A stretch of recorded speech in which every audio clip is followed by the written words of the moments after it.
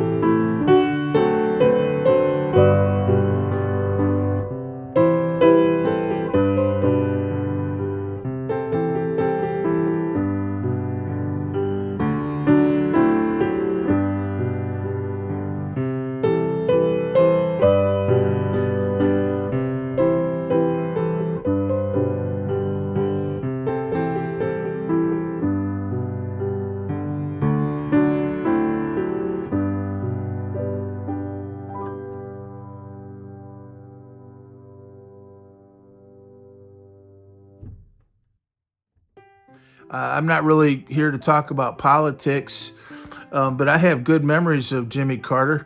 I actually had dinner with Jimmy Carter once in the Carter Center with three other people, and there were a couple Secret Service guys kind of standing around our little table in the cafeteria at the Carter Center. There was no one else there.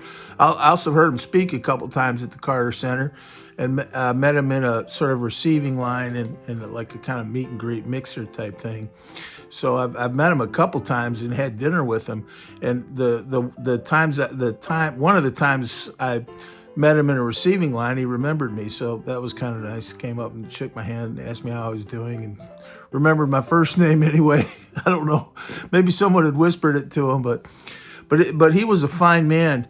And the other thing is, I have really good memories of Jimmy Carter because I grew up in the Carter presidency. So people, you might notice this is almost turning into a nostalgia channel. I love the '70s, and I've had a number of people say they like when I comment on the '70s. Well, I grew up in the '70s, and I think we kind of remember Jimmy Carter now as a different figure than maybe he seemed like in 1976 when he first came on the national scene. And I was too young to vote, but I definitely remember that because I remember watching him get the nomination in 1976. My mom just thought he was great, and my sister and my mom. I think my dad might have been quietly supporting Gerald Ford. I don't know. And you know what? Gerald Ford was also a good man. That was a presidential race, 1976. We had two fine Americans running, Gerald Ford and Jimmy Carter, and that's the way it should always be: an honorable, decent campaign between decent Americans, and that we definitely had that in 1976 with Gerald Ford and Jimmy Carter. And but I remember the '70s really well, and I remember he had that big grin. And, I think he lost to Ronald Reagan in the latter part of his presidency. It was so dominated by the Iran hostage crisis and the energy crisis, but I think especially the Iran hostage crisis. People kind of remember that now, but Jimmy Carter definitely had kind of the hippie vote. But what's kind of also interesting is he was a Christian, and that was a big part of his campaign. So I remember those "I found it" signs people would put on in their house. I remember seeing those around neighborhoods and things. I found it that referred to salvation in Christ. And I remember his brother Billy, and I remember at least one occasion some Billy beer being around. I won't say whether I had any or not, but I remember Billy beer. So I remember him a lot. I think now we kind of remember all the things people have said about him since he lost to Ronald Reagan in 1980. But really, the early part of his presidency was actually pretty good. And the other thing I wanted to say, I've got this album, Eat a Peach. And if you look at Eat a Peach up here, it's you can't. The writing's too small. Right up there, this is Capricorn Records, Eat a Peach by the Allman Brothers Band. And there's a guy that was the president of Capricorn Records in Macon, Georgia. Of course, Jimmy Carter was from Plains, Georgia, and Jimmy Carter was the governor of Georgia from 71 to 75. So that's Allman Brothers prime time. And Phil Walden in Macon was the president of Capricorn Records and had like Otis Redding, I think Wet Willie, but the Allman Brothers would be kind of one of his big acts at that time. And Phil Walden, being kind of an important and also kind of cool rock and roll good old boy, was a big Democrat. You know, back then all the South was all Democrat, and the Democratic Party should stop ripping on the South all the time and look at that period, because you had a bunch of great Southern Democrats. And this Phil Walden hooked up Jimmy Carter with Greg Allman. So one of the more famous endorsements that Jimmy Carter got was Greg Allman, which was right in there with an endorsement by Willie Nelson, Bob Dylan. Another interesting one was Charlie Daniels. Now, that's another example of how Southern Democrats changed. Charlie Daniels supported Jimmy Carter and, was publicly supported Jimmy Carter. Now, when he died, I think people sort of saw him almost the way people see Ted Nugent, as this kind of a right-wing reactionary or something. But he was a big Jimmy Carter guy, Charlie Daniels. So Jimmy Carter had all the South and black and white voters supported Jimmy Carter in the South, and that was a good thing. But there was a lot of music, and it was right in the prime time of music. So he would have like the Allman Brothers and things appear with him at different events and rallies. I remember the stories, how he walked around and shook everybody's hand and said, "Hello, my name's Jimmy Carter. I'm running for president." And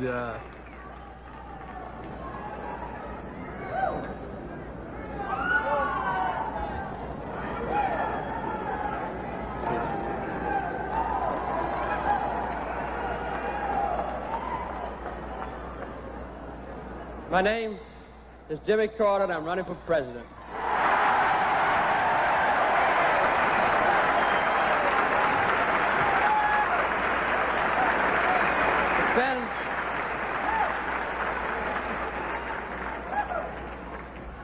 It's been a long time there with him.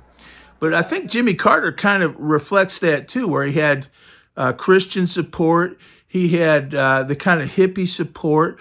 I think he had NORML, if you know what that was. Keith Stroop and NORML were strong advocates of Jimmy Carter, and he made quite a few steps in that direction, if you know what NORML is, which were undone in the 80s by Nancy Reagan and things like that. And I don't know, I'm not really trying to comment on that, but I'm just saying the 70s was a pretty different time. And but he was kind of a rock and roll president, and he'd have rock stars in the White House, and right in there with Billy Graham and a lot of the other great Americans of the 1970s, and those are all great Americans. Every name I just mentioned was a great American of the 1970s. I didn't want to get too political, but I will say I think Jimmy Carter was a better president than we remembered him. I was watching a little interview with Jimmy Carter just a little while ago when he on YouTube, just some old interview, and he was talking about the Iran hostage crisis. And he said everybody was telling him to do something. And even Rosalind was telling him to do something. And that's always the impulse. You got this crisis, do something. And he said he could have just like blown Iraq. He could have blown Iran right off the map, and that probably would have made him more popular. He might have won that election in 1980 against Ronald Reagan, but a lot of people would have died, including probably the American hostages. There were 52, 55 hostages, and I remember that really well, and I remember how mad people were. That was my senior year in high school. A lot of people were starting to say Jimmy Carter needs to do something. Although if you think about it, that's like do something. Well, what do you really want him to do? But just blow the place up and then kill a bunch more people. He had the hostages were still alive, and they did come home alive, and that's a major thing, and that was his priority. Not Probably the greatest testimony to why Jimmy Carter was actually a good president is this footage right here. This is the day that the Iranian hostages returned home. Look at the joy in these people's faces. They're home. That's a daughter, that's a wife, that's a mother. Those people are so excited. And Jimmy Carter really staked his presidency on getting those people home. And he took a lot of heat for it. And you know what? That's actually leadership. Yeah, but I remember how mad people were.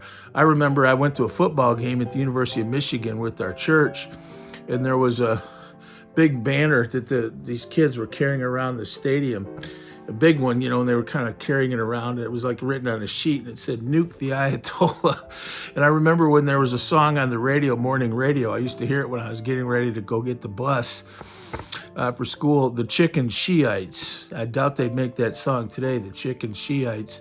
But it was, a lot of those morning disc jockeys back then were really kind of funny, and always, today a lot of them would probably be getting in trouble every 3 seconds, but it was kind of a funny song. But a lot of those kind of sentiments, I think, hurt Jimmy Carter. I think Paul Volcker and the Fed kind of hurt him when interest rates got so high towards the end of his presidency, and it was still kind of close with Ronald Reagan. And Ronald Reagan was also a very strong candidate, and a lot of ways, whatever you think about him, I think a very effective president, no doubt. So, but Jimmy Carter was a good man, and he wasn't as bad a president, I don't think, as people sometimes have made him out to be in the last 40 years since he was president. And of course, he's just been a sterling figure in his post-presidency. I was reading, his house in Plains, Georgia is worth $210,000.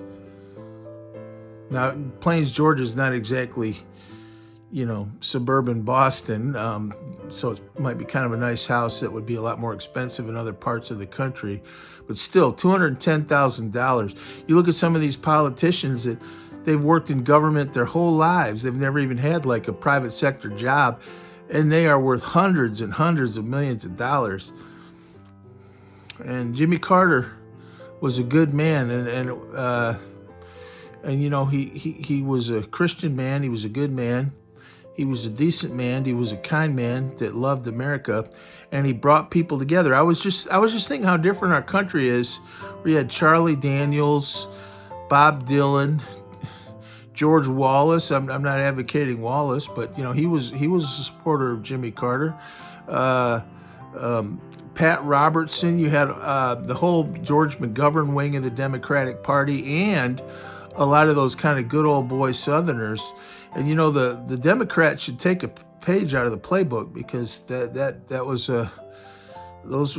a strong party back then when you had all those kind of good old boy Southerners, and I think they kind of got run off.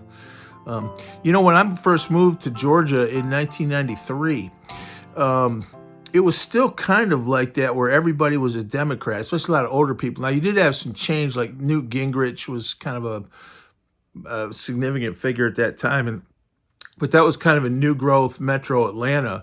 And if you went to a lot of smaller towns and things, everybody was a Democrat. They wouldn't even bother to say it. It was just like, all the city officials, all the judges, they were all Democrat. It was, and they were all kind of like that. And everybody I ever talked to of that generation had nothing but positive things to say about Jimmy Carter. And I've lived in Georgia for over 30 years. And let me tell you, that man has respect all over this state from all kinds of different people.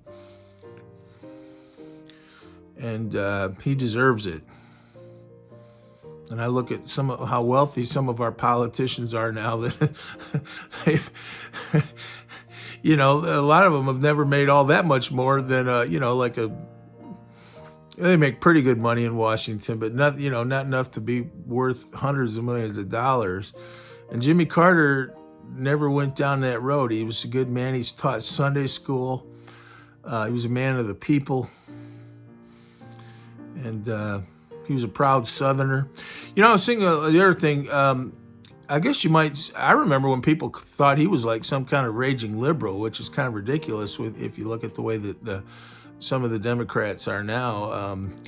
But, back then we didn't have all these cultural issues as much. I mean, they were around, but so, you didn't have reproductive freedom. It wasn't as major a thing, there wasn't really much affirmative action. So a lot of the racial politics were kind of feel good, everybody get along, kumbaya period still a little bit, and it wasn't, you didn't have people at each other's throats as much, which if you think about it, has happened a lot, maybe because of the way things have evolved since those days.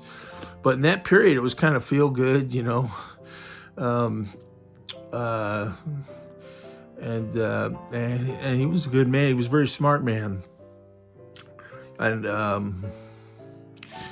will always say good things about Jimmy Carter. And also, I started thinking about it. And I said, I really remember him as kind of the president when I was listening to FM rock. I mean, he was the president. Jimmy Carter, those big grinning T-shirts. I remember all kinds of Jimmy Carter signs with that. And a lot of times they'd be almost cartoonish with that big grin, but kind of, in a way they weren't malicious. But he was very much a figure of the 70s, and also really closely associated with a lot of great rock and roll in that period. Charlie Daniels, the